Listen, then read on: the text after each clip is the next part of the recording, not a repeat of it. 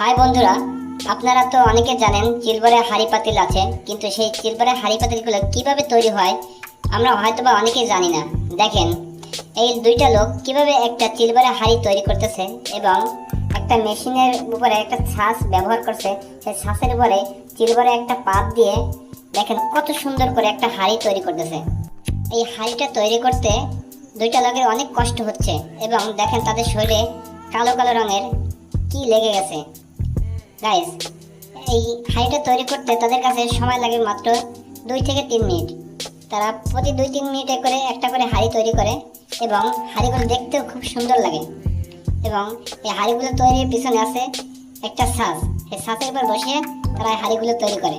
দেখেন, এই যে হাঁড়িটা বের করলো, হাঁড়ির ভিতর থেকে এই হাঁড়ির যে ছাঁচটা ছিল সেই ছাঁচটা তারা এক এক করে বের করলো। নিত্য নতুন ভিডিও পেতে চ্যানেলটি অবশ্যই সাবস্ক্রাইব করে পাশে থাকবেন এবং লাইক কমেন্ট করবেন।